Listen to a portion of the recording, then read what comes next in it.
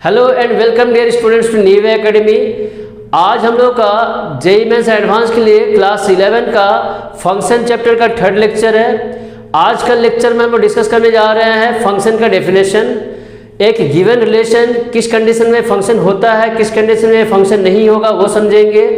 Thoroughly इसका concept को clear करेंगे और ग्राफिकली एक गिवन एक्सप्रेशन का ग्राफ से कैसे पता चलता है कि ये फंक्शन है या नहीं है वो हम लोग टेस्ट करेंगे। फिर आप लोग समझेंगे कि डोमेन ऑफ ए फंक्शन क्या होता है, उसका डेफिनेशन समझेंगे और डोमेन कैसे निकाला जाता है एक वो भी हम आज डिस्कस करने वाले हैं। सो स्टार्ट करने से पहले अगर आप चैनल को सब्सक्राइब नहीं किए तो आप ज़रूर सब्सक्राइब कीजिए और लेक्चर्स आपको अगर पसंद आ रहे हैं तो आप ज़रूर इसे लाइक कीजिए और अपने फ्रेंड सर्कल में शेयर कीजिए। तो चलिए स्टार्ट करते हैं फंक्शन का डेफिनेशन से। फंक्शंस इसको हम लोग मैपिंग भी बोलते हैं। क्या होता है? मैपिंग। फंक्शंस ऑफ मैपिंग, ठीक है। वो क्या है देखिए, अ रिलेशन आर, ठीक है, a relation R from A to B. कोई भी रिलेशन है आर फ्रॉम क्या है? A to B. A relation R from A to B is said to be a function from A to B, is said to be a function from A to B if every elements of A, every elements of A, every elements of A has a unique image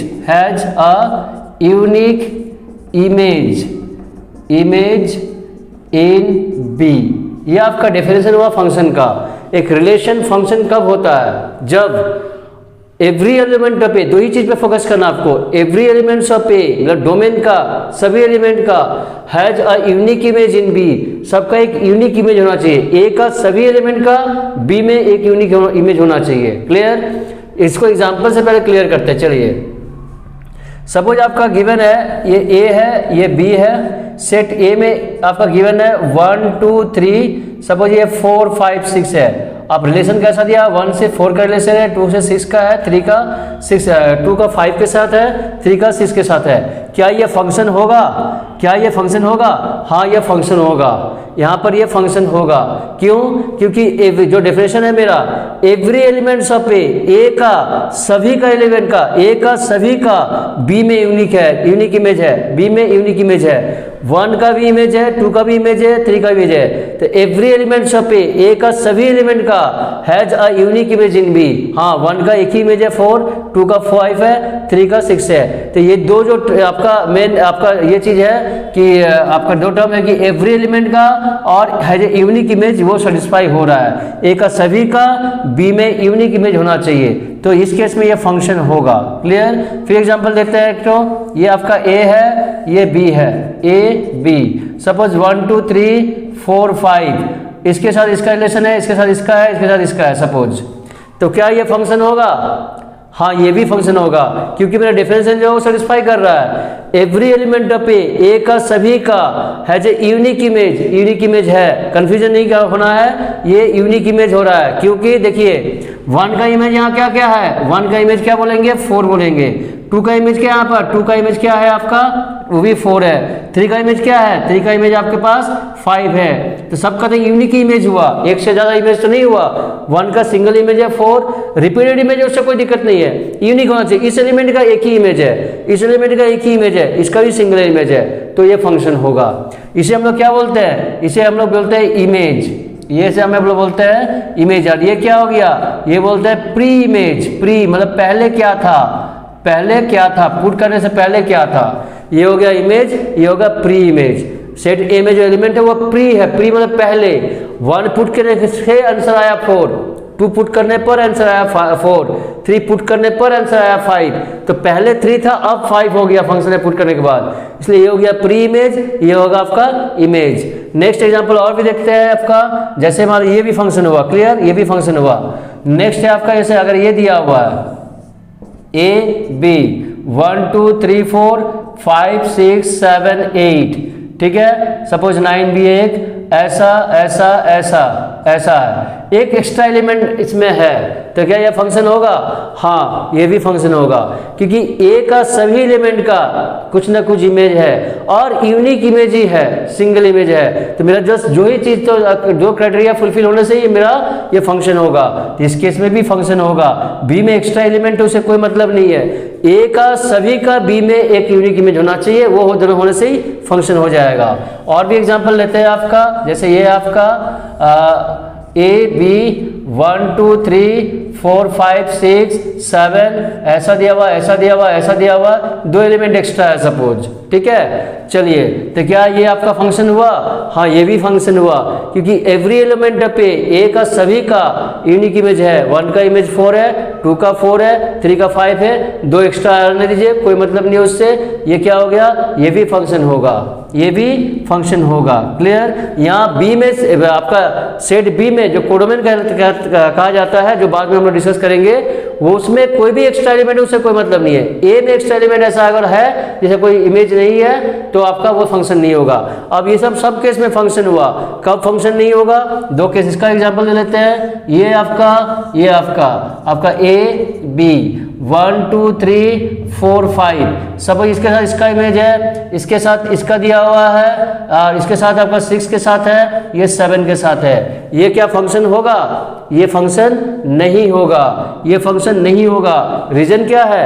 1 का 2 image मिल रहा, every element है, ए का सभी का image तो है, लेकिन unique नहीं रहा, क्योंकि 1 का क्या है इमेज? 1 का 2 इमेज हो रहा, एक 4 भी हो रहा है, एक 5 भी हो रहा है, तो मोर देन 1 इमेज हुआ, यूनिक इमेज नहीं हुआ, तो इस केस में ये फेलियर हो गया, ये क्राइटेरिया फुलफिल नहीं कर रहा है, इसलिए फंक्शन नहीं होगा।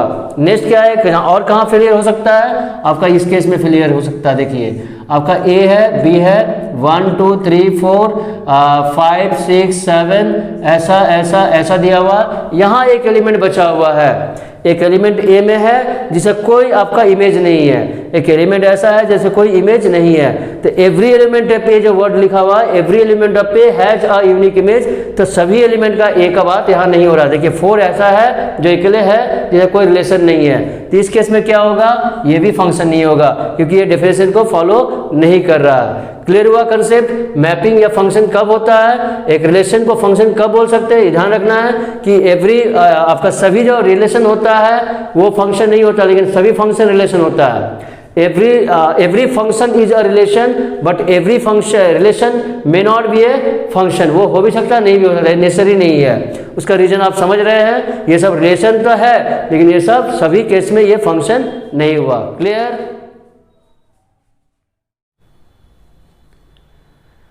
अब हम लोग देखेंगे ग्राफिकली एक कैसे हम लोग जानेंगे कि ये फंक्शन है या नहीं है, ग्राफिकली कैसे टेस्ट करेंगे कि ये फंक्शन है या नहीं है। उसके लिए क्या होता है?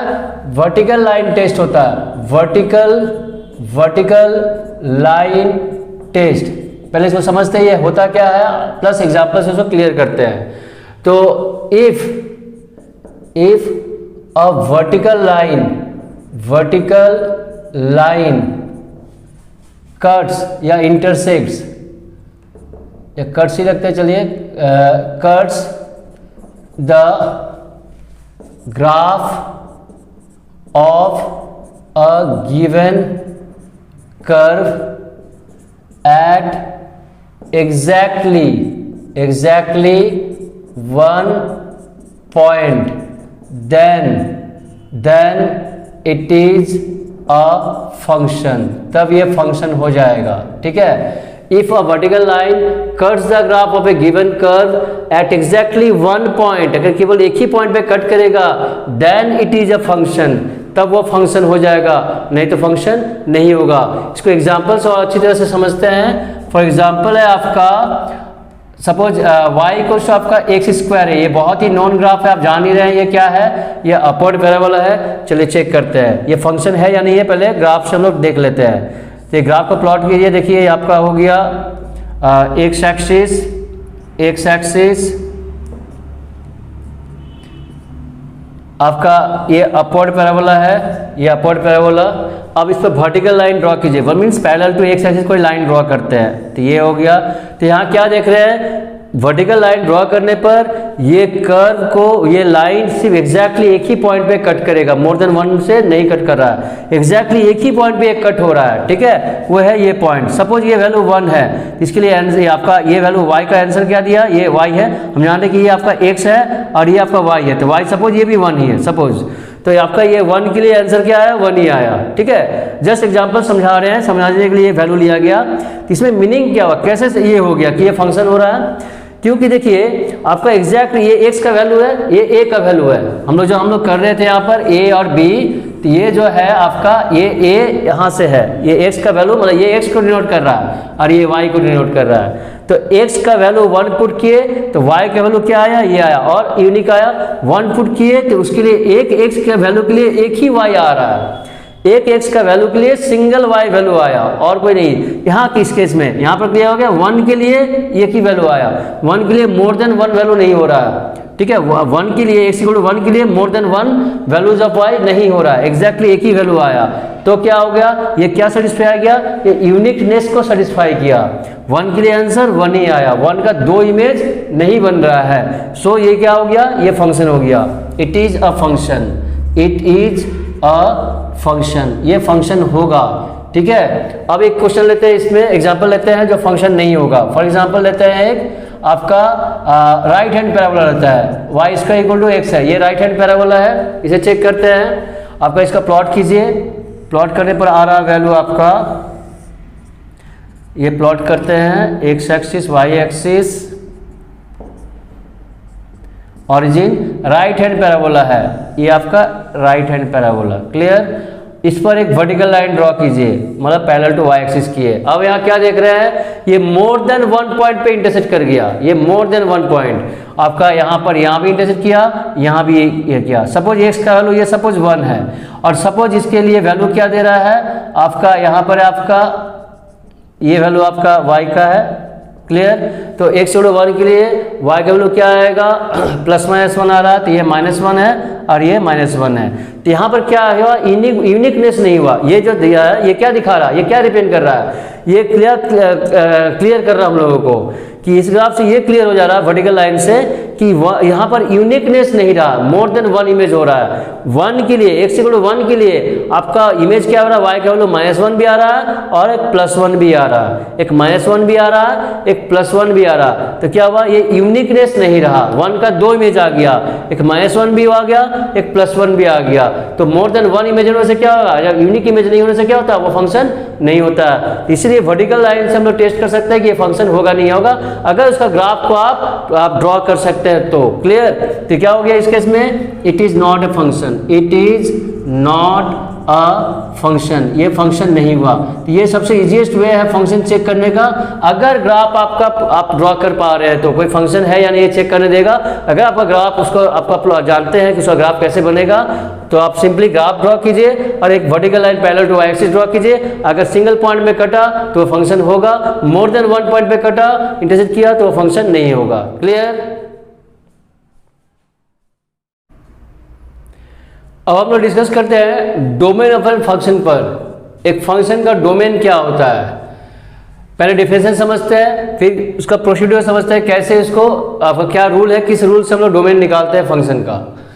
तो डोमेन ऑफ ए फंक्शन क्या है ना, the domain of a function y = f(x) is the set of all real values, set of all real x for which f(x) is defined. Defined means real, मतलब क्या हुआ, function domain क्या होगा, जो वो सब वैल्यू ऑफ x, डोमेन क्या है, x का वैल्यू है, वो सब वैल्यू ऑफ x जिसको पुट करने से फंक्शन डिफाइंड होगा। डिफाइंड कब होगा, जब डिनोमिनेटर में 0 नहीं होगा, रूट के अंदर में नेगेटिव नहीं होगा, इस तरह कंडीशन जब होता है, ठीक है। तो the domain of a function is the set of all values of x, मतलब जो भी वैल्यूज ऑफ x आएगा जिसके लिए फंक्शन डिफाइंड होगा। डिफाइंड होगा मीन्स फंक्शन जब रियल वैल्यूज देगा, वो सब x का वैल्यू के लिए अगर फंक्शन रियल वैल्यू दे रहा है तो बोलेंगे वो फंक्शन का वो सब डोमेन है। अगर इन्फिनिटी सपोज कोई वैल्यू है, एग्जाम्पल से समझिए, सपोज ऐसा गिवन है आपका F x equals to 1/x-5 है, तो f5 क्या डिफाइंड होगा? नहीं, ये डिफाइंड नहीं होगा, क्योंकि ये क्या दे रहा है? नॉट डिफाइंड, इन्फिनिटी दे देगा, समथिंग बाई 0, तो ये रियल वैल्यू नहीं दिया, ठीक है। तो इस केस में क्या होगा? x इक्वल्स टू 5 डोमेन में नहीं आएगा, मतलब x का वैल्यू 5 नहीं हो सकता है। तो जो वैल्यू हम लोग पुट नहीं कर सकते फंक्शन में, कब पुट नहीं कर सकते हैं? जब वो नॉट डिफाइंड होगा, जिसके लिए वो नॉट डिफाइंड वैल्यू देगा, मींस रियल वैल्यू नहीं देगा, उस केस में क्या बोलेंगे? वो डोमेन में नहीं आएगा। जो सब वैल्यू पुट करने से आपका रियल वैल्यू देगा, फंक्शन डिफाइंड होगा, उसको हम लोग क्या बोलते हैं? डोमेन बोलते हैं, डोमेन ऑफ द फंक्शन। तो सभी आपका जो भी सेट में आएगा उस तरह का एलिमेंट्स, वो सबको हम लोग डोमेन बोलेंगे। और एग्जाम्पल देखिए, suppose f x equals to root over आपका x-4 है, ठीक है। तो यहाँ पर क्या x का वैल्यू हम लोग आपका सपोज आपका 1 ले सकते हैं? नहीं ले सकते, क्योंकि अगर x इक्वल टू 1 लेंगे तो क्या देगा? 1 - 4 दैट इज -3, जो रियल वैल्यू नहीं दे रहा, वो इमेजिनरी वैल्यू दे रहा है। तो यहाँ पर क्या बताया गया? The domain of a function y equal to f x is a set of all real x for which, मतलब x भी रियल होना चाहिए, जो पुट कर रहे हैं वो भी रियल होना चाहिए, x का वैल्यू जो होना चाहिए, यहाँ इमेजिनरी वैल्यू नहीं ले सकते, ओनली रियल वैल्यू लेना है, जिसके लिए F x is defined. F x defined mean F x real होना चाहिए, रियल वैल्यू होना चाहिए, इन्फिनिटी नहीं हो सकता, रूट के अंदर में नेगेटिव आपका इमेजिनरी वैल्यू हुआ, वो सब नहीं हो सकता।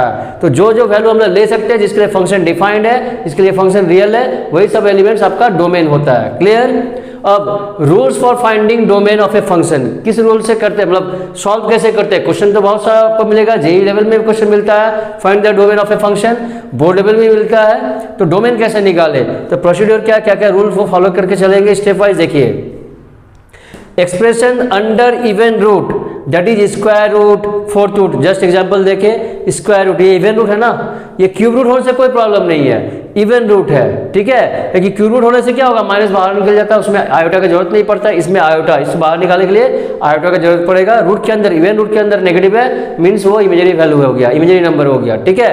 तो यहाँ क्या बोल रहा है? इवन रूट अगर होगा, square root, fourth root, sixth root, तो expression under even root, square root, fourth root etcetera must be greater than 0। तो ये रूट जो एक्सप्रेशन दिया हुआ ये डिफाइंड कब होगा? जब x-4 is greater than equal to 0, ठीक है। तो क्या हो गया? क्या बोल रहे हैं? मस्ट बी ग्रेटर देन और इक्वल टू, सॉरी एक चीज और होगा, ग्रेटर देन और इक्वल टू 0, और इक्वल टू 0, ठीक है, ये चीज छूट गया था, ग्रेटर देन और इक्वल टू 0। इस केस में हम क्या बोलेंगे? ग्रेटर देन इक्वल टू 0 बोलेंगे। ये ध्यान रखना है कि रूट के अंदर में टर्म होना चाहिए, ठीक है, रूट के अंदर टर्म है, लेकिन वो वैल्यू क्या होना चाहिए? ग्रेटर देन इक्वल टू 0 होना चाहिए फॉर ऑल एक्स के लिए, तब ये बोलेंगे कि हाँ वो फंक्शन का डोमेन में आएगा। क्लियर? नेक्स्ट क्या है? ड्यूमेटर शुड नॉट बी 0, कभी भी ड्यूमेटर 0 नहीं होना चाहिए। यहाँ पे एक एग्जांपल है, ड्यूमेटर में कभी 0 होगा तो वो नॉट डिफाइंड, वो नॉट डिफाइंड हो जाएगा, तो फंक्शन रियल वैल्यू नहीं देगा। तो ड्यूमेटर कोई वैल्यू के लिए, एक्स का कोई वैल्यू के लिए अगर जो 0 दे रहा है ड्यूमेटर, तो वो नहीं होना चाहिए डोमेन में, तो उस केस में वो डोमेन में नहीं आएगा। तो denominator should not be 0। Next क्या है? If domain of y equals to f x and g x, suppose दो फंक्शन है एफ एक्स और जी एक्स, और दोनों को हम लोग ऐड करके एक नया फंक्शन बना रहे हैं। Suppose if f x, if domain of y equals to f x and domain of y equals g x are d1 and d2। सपोज एफ एक्स का डोमेन है d1 और जी एक्स का डोमेन है d2, मान लीजिए, then उसका सम करेंगे, एफ एक्स प्लस जी एक्स करेंगे या एफ एक्स माइनस जी एक्स करेंगे, तब और या इंटू करेंगे एफ एक्स इंटू जी एक्स, तब उसका डोमेन क्या होगा? दोनों का जो कॉमन होगा, दैट इज जब दोनों का जो इंटरसेक्शन होगा, वो आपका ये फंक्शन का डोमेन हो जाएगा। दोनों का सम करने से और सब्सट्रैक्ट करने से और इंटू करने से, मल्टीप्लाई करने से जो नया फंक्शन बन रहा है उसका डोमेन क्या होगा? जो गिवन फंक्शन है जिससे हम लोग दो नया फंक्शन बना रहे हैं, ऐड करके, सब्सट्रैक्ट करके और मल्टीप्लाई करके, वो दोनों का डोमेन का इंटरसेक्शन जो होगा, कॉमन जो होगा एलिमेंट्स, वही सब आपका ये जो न्यू फंक्शन का जो होगा प्लस माइनस और इंटू में उसका डोमेन हो जाएगा। दोनों का इंटरसेक्शन जो होगा वो डोमेन होगा। और अगर ये डिवाइड में दो फंक्शन को डिवाइड करके एक नया फंक्शन बना रहे हैं, उस केस में डोमेन क्या होगा? दोनों का इंटरसेक्शन तो लेना है, दोनों का कॉमन एलिमेंट सबको तो लेना है, लेकिन जिसके लिए फंक्शन gx 0 हो रहा उसको छोड़ना होगा, क्योंकि fx बाई gx अगर डिनोमिनेटर में है, वो अगर 0 हो जाएगा तो फंक्शन नॉट डिफाइंड हो जाएगा। इसलिए डोमेन क्या होगा? fx बाई gx का केस में दोनों का इंटरसेक्शन लेना है, लेकिन gx जिस वैल्यू ऑफ x के लिए 0 दे रहा है उसको माइनस करना, उसको नहीं ले सकते हैं। तो minus of g x equal to zero, curly bracket में रखा गया है। जी एक्स जिस जिस वैल्यू के लिए आपका जीरो देगा वो सब वैल्यू को छोड़ना होगा। क्लियर? ये होता है आपका प्रोसीड्यूर, मतलब प्रोसेस निकालने का, डोमेन डोमेन क्वेश्चन का डोमेन का निकालने का। ये सब स्टेप को आपको याद रखना होगा और इससे आपका याद रहने से आपका इजीली क्वेश्चन सॉल्व हो जाएंगे। तो अब हम लोग क्वेश्चंस पे आएंगे। तो ये क्लियर हुआ आपका? आज का लेक्चर हम लोग यहीं पर एंड करते हैं। आज का लेक्चर कैसा लगा वो आप जरूर कमेंट बॉक्स में कमेंट